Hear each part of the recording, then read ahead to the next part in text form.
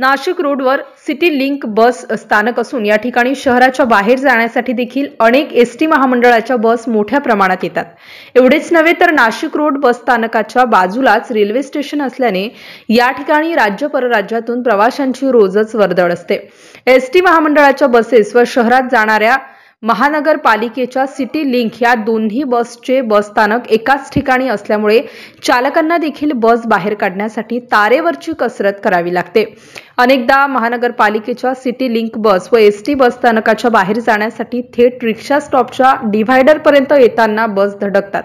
बस स्थानकाच्या बाहेरच नेमलेली पोलीस चौकी फक्त नावापुरती असून या ठिकाणी वाहतूक सुरळीत करण्यासाठी एकही वाहतूक पोलीस उपलब्ध राहत नसल्याची तक्रार अनेकदा स्थानिक रिक्षा चालकांनी व परिसरातील व्यावसायिकांनी केली असून यावर प्रशासन व महानगरपालिका अद्यापपर्यंत कोणतीही उपाययोजना करत नसल्याने प्रवाशांच्या जीवाला धोका निर्माण होण्याची दाट शक्यता या ठिकाणी वर्तवली जात आहे। प्रशासनाच्या निष्काळजीपणामुळे 3 डिसेंबर 2024 रोजी दुपारी एसटी महामंडळाची बस बाहेर निघत असताना एसटीच्या चाकाखाली एक अज्ञात इसम आल्याने मोठी दुर्घटना घडली असून त्यास मोठी दुखापत झाल्याचे समजते। सुदैवाने सदर दुर्घटनेत कोणतीही प्रकारची हानी झाली नसून दुर्घटनाग्रस्त व्यक्तीला तात्काळ उपचारासाठी रिक्षा चालकांनी व बस चालकांनी नाशिकच्या जिल्हा रुग्णालयात दाखल केले।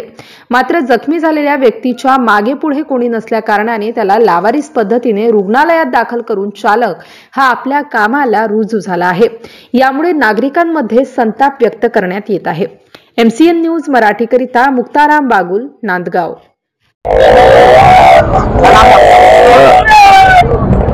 मेरा नाम आयाज अकबर खान, मी प्रवासी संघटनेचा अध्यक्ष या नात्याने आज महामंडळाला सूचित करण्यात येते जे काल दुर्घटना झाली ते महामंडळाची बसने एका माणसाच्या पायावर गाडी घेऊन त्याचा पाय निकामी झाला। म्हणून शासनाने एक छोटे जागेवर एवढे मोठमोठे गाड्या येतात, खूप गाड्या येतात आणि रेल्वे आली तर हजारो लोक प्रवासी बाहेर येतात, गाडी कशी चालवतात। म्हणून शासनाने याच्यावर लक्ष द्यावे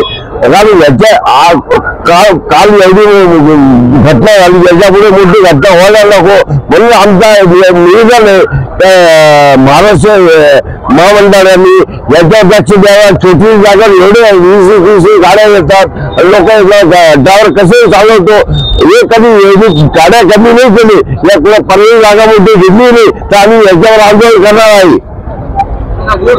काल जी या ठिकाणी जी घटना झालेली आहे अतिशय निंदनीय जी घटना झालेली आहे।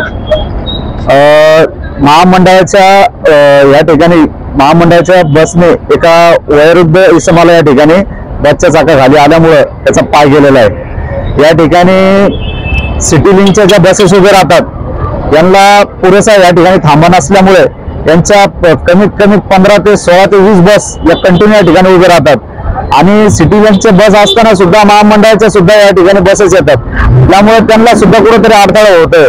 आणि काल जो इसम झालेला आहे ही सिटी लिंकची बस समोर कमी कमी स्टँडचं कमी कमी 100 मीटर पण नाही एवढ्या अंतरावरती बस उभी असल्यामुळे तो अपघात झालेला आहे।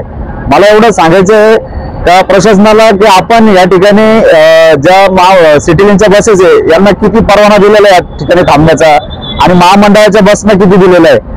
शासनाने याच्यावर त्वरित काहीतरी कारवाई करावी जेणेकरून हा जो परिसर आहे हा नाशिक रोड रेल्वे स्टेशनचा हा मोठा परिसर आहे। या ठिकाणी बाहेर राज्यातून जिल्ह्यातून या ठिकाणी लोक येत राहतात, गाडी आल्यानंतर इथं असा लोंढेचे लोंढे यातून लोक निघतात आणि त्याच्यातच आपल्या ज्या बसेस आहे सिटी लिंकच्या या पुऱ्या वन वे मधून येतात। वन वे मध्ये आल्यामुळे आणि बसच्या महामंडळाच्या बसमुळे आल्यामुळे इथं कधी वाहतूक कोंडी होऊन जाते। वाहतूक कोंडीमुळे काय होतं एखाद्या प्रवाशाला धक्का लागला किंवा तो पडला किंवा त्याची जर जीव गेला, काल जी घटना झालेली मला तो या ठिकाणी कमी लागलेलं होतं त्याचा पाय बिचाराचा गेलाय पण सरळ महामंडळाचे जे कर्मचारी होते त्यांनी या ठिकाणून त्यांना आमच्या नाशिक रोड रिक्षा चालकच्या वतीने आम्ही यातून रिक्षाने त्या व्यक्तीला बिटको हॉस्पिटल पर्यंत नेलं। समोरच्या व्यक्तीने त्यांचा इलाज केलेला आहे परंतु बरं झालं ती घटना छोटीशी होती पण उद्या जर ती घटना जर मोठी झाली असती त्याच्यामुळे फार मोठा अनर्थ झाला असता किंवा तोडफोड झाली असती, मोठा गोंधळ या ठिकाणी निर्माण झालेला असता। या ठिकाणी डॉक्टर बाबासाहेब आंबेडकरचा पुतळा कारण असल्याने जागा कमी असल्यामुळे काय होतंय या ठिकाणी ओला उबेरच्या गाड्या त्यांना थांबा नसताना सुद्धा त्या गाड्या या ठिकाणी उभ्या राहतात आहे. आणि पूर्ण जो परिसर आहे हा पूर्ण गजबजलेला आहे. गजबजलेल्यामुळे असल्यामुळे काय झालं, एखादी गाडी ट्रेन जर आली, पॅसेंजर म्हणा किंवा एखादी मेल आली, तर त्याच्यातून कमीत कमी 1000 ते 800 लोक एका ठिकाणी निघून जात आहे. आणि त्याच्याचमुळे हा जे अपघात होण्याचे प्रमाण आहे ते वाढत आहे. माझं प्रशासनाला एवढंच विनंती करतोय, त्वरितच्या त्वरित यांना त्यांच्यावर कारवाई करावी किंवा यांना बसचा कमी प्रमाणात या ठिकाणी थांबा द्यावा.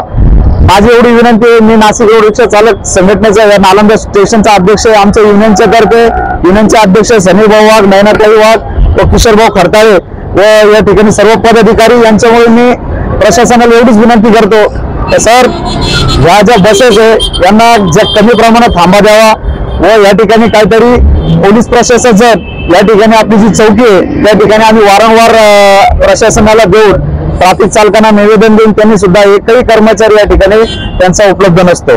तर मी प्रशासनाला एवढं सांगायचं आहे, सीपी साहेबांना, आमचे ट्रॅफिक युनिटचे 4चे PI सरांना एवढं सांगायचं, सर निदान तुम्ही कमीत कमी ज्या ट्रॅफिकचा जो वेळ असतो सकाळी 9 ते 10चा आणि सायंकाळी 5 ते 7चा, निदान ह्या वेळेत तरी आम्हाला 1-2 तासासाठी तरी 1-2 तरी ट्रॅफिकचे कर्मचारी अवेलेबल करून द्यावा. एवढंच माझं म्हणणं आहे आणि एवढंच माझं सांगणं आहे.